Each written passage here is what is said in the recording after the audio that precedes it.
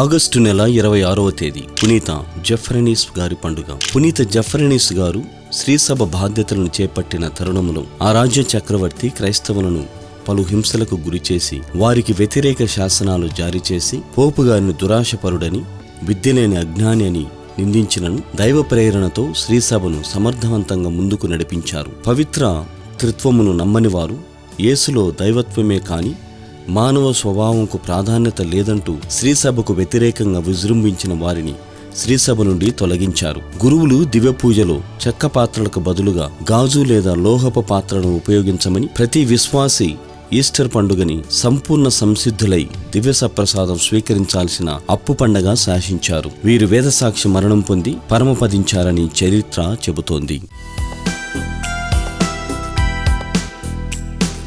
పునీత జెఫ్రనీస్ గారా మా కొరకు ప్రార్థించండి.